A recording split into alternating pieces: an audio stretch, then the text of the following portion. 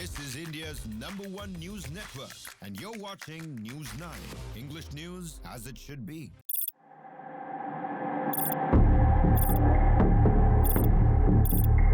Kargil 1999.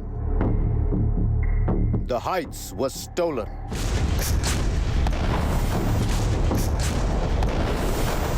We answered from the sky.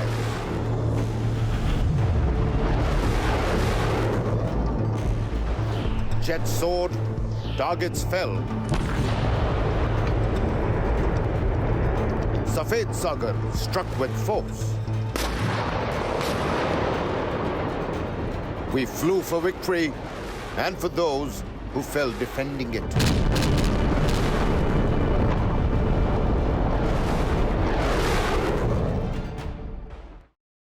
Black formation cleared for takeoff. Operation Safed Sagar, the Indian Air Force's daring response that changed the course of the Kargil War. Against all odds, the Indian Air Force carried out high-altitude airstrikes for the first time in its history and crippled enemy positions, securing India's territorial integrity.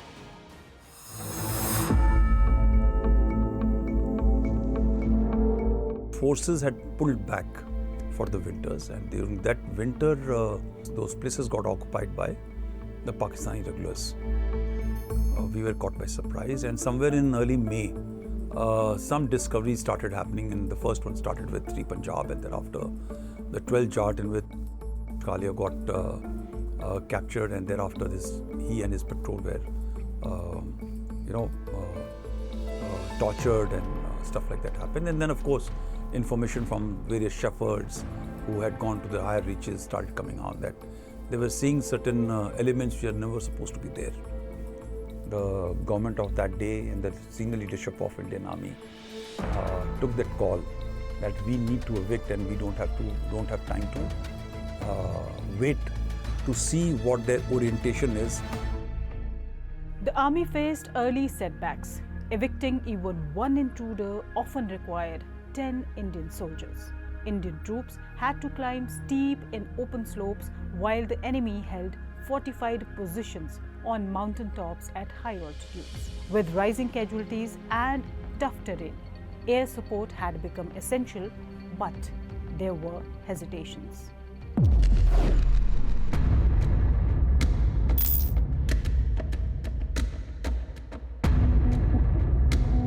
You see, when you use air, the danger is that the other side will also use air.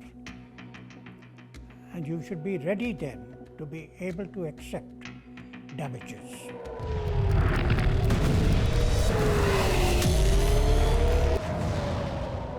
So during most of May, this little debate was going on as to whether air should be used or not used. The Air Force got into the act only when we got clear permission from the government. Before this, what we had done is that we had carry out checks, procedures, do other sensible things like photography, use the cameras. One camera got shot down. Paki missile lodged itself in one of the engines of the camera, and the fact that this camera had been hit by a missile, obviously the missile's capability was askance. The net result is that our thinking that path capability was at a low ebb was magnified. From an army intrusion at the ground, it suddenly became a launch of a IR missile against their own aircraft flying in own territory. So suddenly the entire mathematics of a calculations changed. When the chief told me that we were through and I could launch, but he says, you cannot go on to the other side, and neither any of your projectiles will go on to the other side.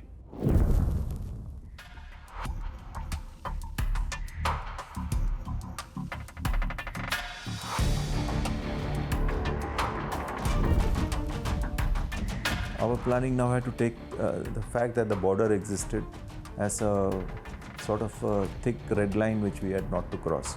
And thus our planning was hampered to that extent. We didn't have the sort of freedom. These little targets that were there, which were barely visible, acquisition of target implies that you can see them sufficiently in advance to be able to aim and fire. Just not feasible. These are extremely problematic, especially when you are operating fighters which flying at a very high speed of about 1,000 kilometers per hour or maybe even more. Under such speeds, it's very difficult to maintain a simple line drawn on a map.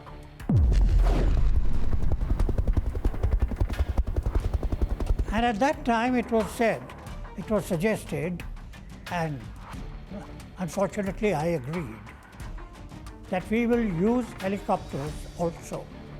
The reason for the helicopters is they are at a lower speed. Because they are at a lower speed, they can come a little closer, and as they come a little closer, they will be able to see that much better. Plus, these helicopters that we were using were armed with 64 rockets each. Our attack helicopters, the Mi-24, Mi-25 helicopters, which are designed for this particular role, were not capable of reaching those altitudes. Kargil, if you recollect, is the valley floor itself was about 10 to 11,000 feet, and the hilltops were anywhere between 16 to 20 to 23,000 feet in altitude. Thus, attack helicopters were totally unsuitable, and they were therefore not used. What was used was the Mi-17 helicopter, which had the capability to reach those heights. This is a normal helicopter, which was rocket pods had been fitted and rockets were inside the pod. It is not an armed helicopter. It is intelligent, but those jugaad can fail when enemy has got the ranges to hit you. Right? One of the pilots was very close to me. In fact, 2 days prior, where I was posted, I was somewhere in the Kabul gully. We met in the afternoon, and that is the time he was telling that I am moving to now carry out operations, support of operations, and he was supporting us in terms of logistics, air support operations. And we are moving out, and within the 3rd day we learnt of it that he's no more. But after one helicopter was shot down, if I recollect, on the 28th, all helicopter operational employment in terms of firing rockets and guns ceased altogether. In fact, helicopters did something like 2,000 odd sorties during the Kargil ops. They did sterling work, but away from the front line.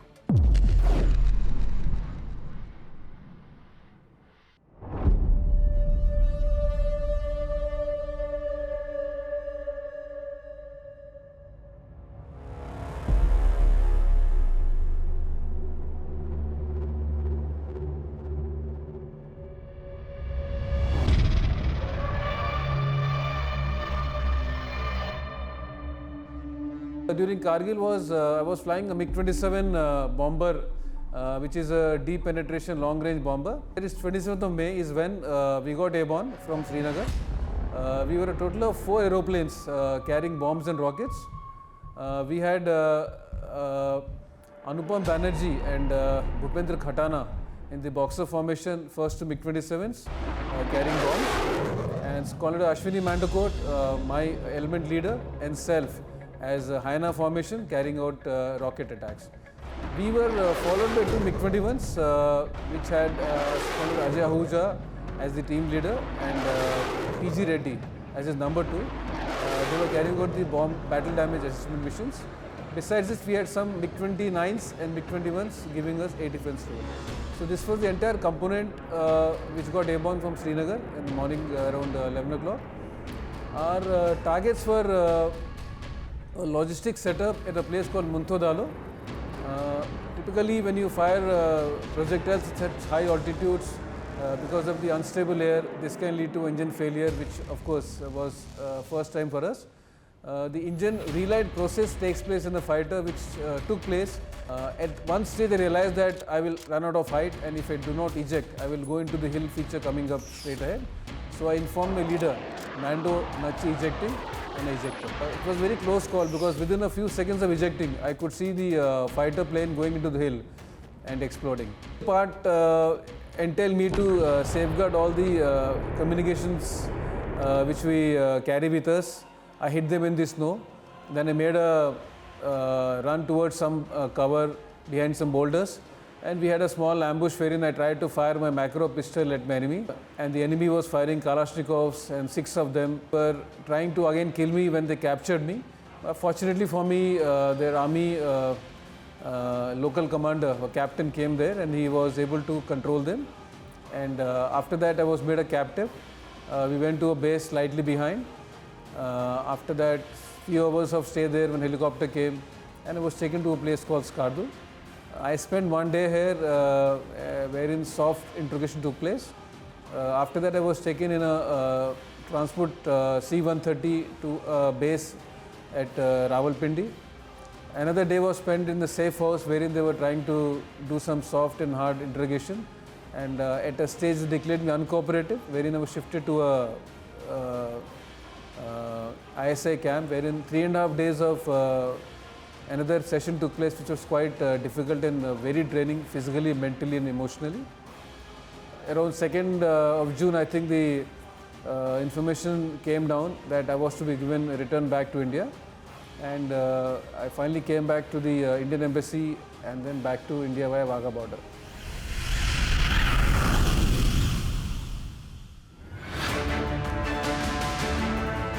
Ajay Ahuja got airborne from Srinagar to try to come to my location pinpoint, knowing that MiG-21 may not be able to fly too high and operate in the same area. It might lose some altitude. Within range of their missiles, he kept orbiting there, and eventually after the missile strike, when ejected, he was killed on the ground. So definitely, I think it's a very selfless act of courage by a brother officer who knows that one of his colleagues has gone down and it requires help. And I think that is what makes our Air Force very well-knit team, where we take care of each other's back and always there as a team. If you recollect, we had some losses in the initial part of the operation. Targets being at about 14,000 to 18,000 feet, which implied that in case a fighter is carrying out a bombing operation starting from, let's say, 25,000 coming down to about 18 to 20,000, that means there is only a gap of about 4,000 to 5,000 feet between myself and a surface to air launching man pad, which is at the peak. So that means that putting myself in a position where I'm vulnerable to enemy missile being launched with IR or heat guidance to engage me. You may recollect, after we lost 2 or 3 aircraft, 2 aircrafts and a helicopter, I think we took a operational pause for about 24 hours. I think all our planners went back to the drawing board and decided that we had to do it differently. First, the requirement was no helicopters. No helicopters in an offensive attack mode. It was now to the fixed wing aircrafts, especially the Mirage 2000s, which were bought in and employed very successfully. In the beginning, we used the MiG-21s, the MiG-23s, the MiG-27s. In the escort role, we also had MiG-29s. The Mirage 2000s were used for all sort of missions. The second decision that was taken was that we will not come below the height, the effective height of enemy surface-to-air missiles, which meant that the lowest that we will approach the target would be at 8,000 feet above target height. Now this made it even more difficult. How do we attack something which is 8,000 feet above target height? Mostly all fighters can fly at that altitude, but to drop weapons at that altitude is not something which the aircraft were designed for. They are designed for much lower altitudes in which most of the air forces generally operate. So we came to another conclusion which said that we will do medium level bombing, which meant at a height which is 8,000 feet above the target height, we will fly level towards the target and use GPS to tell us as to when we should release the bomb. We had only one squadron, 17th Squadron, that had the GPS inbuilt. And we got handheld GPS, which were then just coming out into the market, and they were being used by little children for fun. We used that little children fun onto our aircraft, fixed them onto our cockpit, and said, all right, let's go. We are now ops. We launched our weapons from beyond the kill zone of these missiles, and thereafter we did not have a single loss to enemy fire.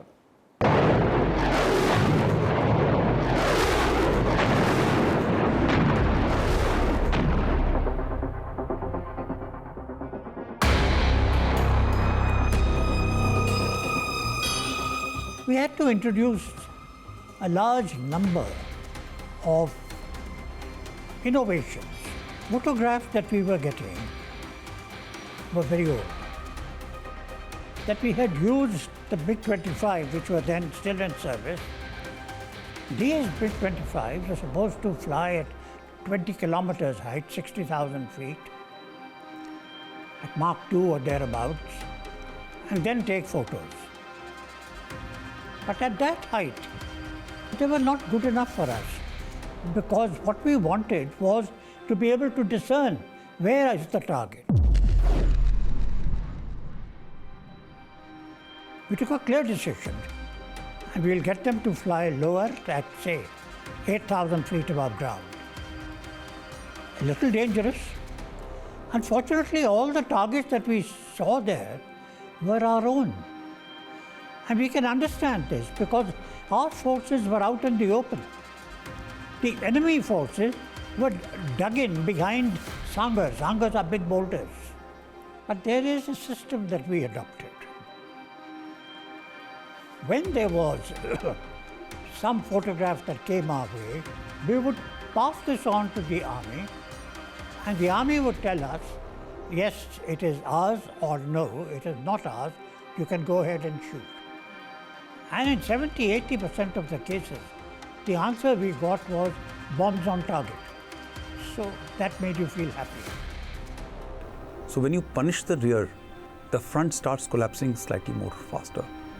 That capacity with the Indian Army was possibly lacking. And of course, that ISR capability in terms of you couldn't fly the choppers very close. So all these capabilities come through Air Force, which can fly high and take photographs and imageries and carry out SAR pictures and come out and explain to you that, well, these are the places where you can see movement on the front, in the middle, and in the depth. And therefore, it allows you to target and plan the targeting and all. For Army. Right. And the second, I say it with immense pride, probably this was the only example where air action was done against enemy forces in close proximity to our forces, very close proximity to our forces, where there was not even one blue-on-blue kill.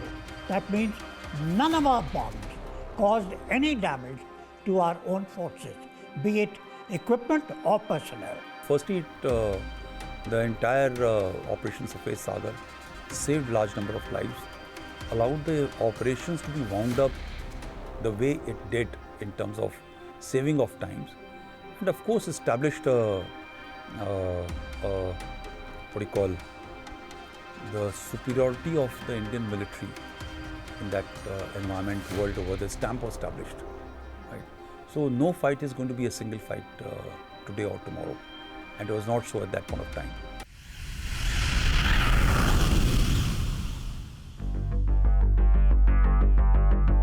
And one good day, we found a target which we thought was on our side of the LC.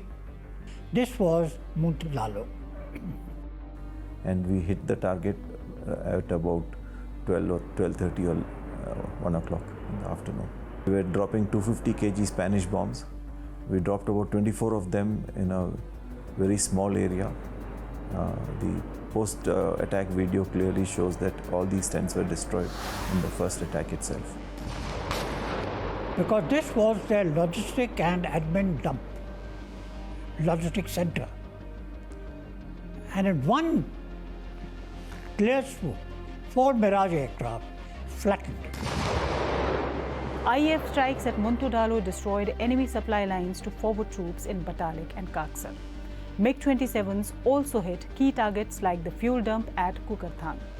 The IAF carried out high-altitude airstrikes for the first time in its history, successfully destroying multiple enemy targets.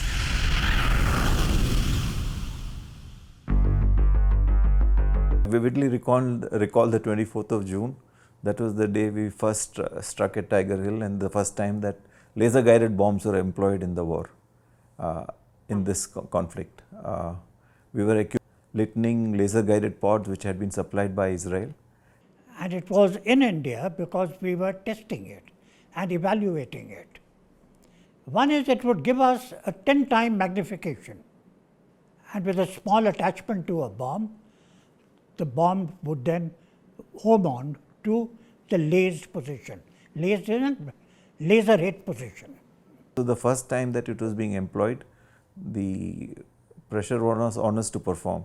I recollect the time we dropped the bomb by about 30 seconds from impact, and then guided the bomb down with laser till it hit. Squadron leader Manish Yadav, who was my backseater, and me, we were looking very closely at the imagery down on the head-down display and guiding the bomb right till its impact. The impact was absolutely spot on. A huge explosion in which the entire hill face and the tents and everything else was totally destroyed.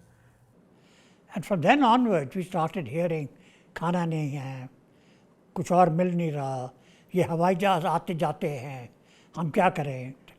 All these sub stories from the other side, they started to come in.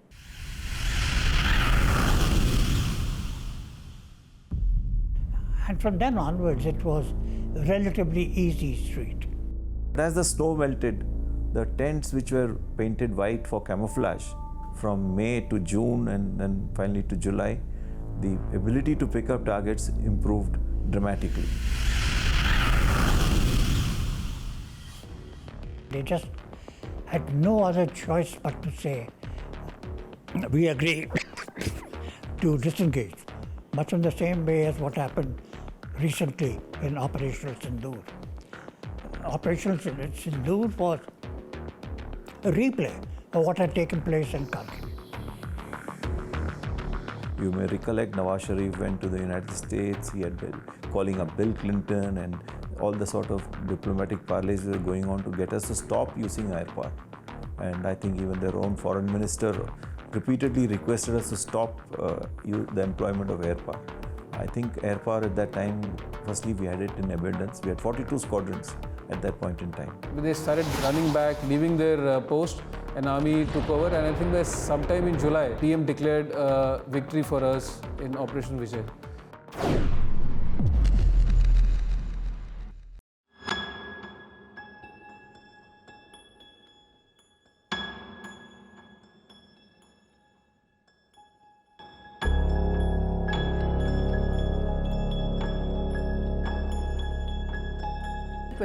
May 22nd was Ajay's birthday.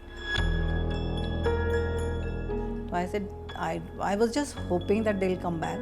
22nd May, I got a call from Ajay, and he said, we are not coming, Abhi. So we are going to stay here for some more time, and you and Ankur can come here. 23rd May onwards, all the flights were cancelled, and then 26th May onwards. 26th May, when airstrike started, then it hit us कि something is wrong there. And 27th May, by 4 o'clock, station commander came at my place with my friend, and he was in uniform. So he said कि Ahuja has ejected and he is missing. Then I came to know that Nachiketa had ejected in that area, and Ajay had to go to locate him. And by 8:30, they declared that Ahuja is no more.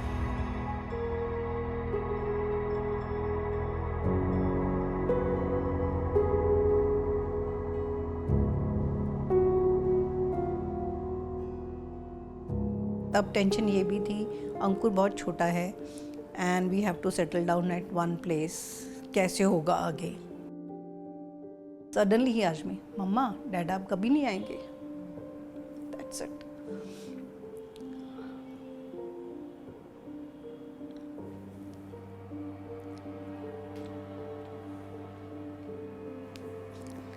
And after that he stopped talking about that.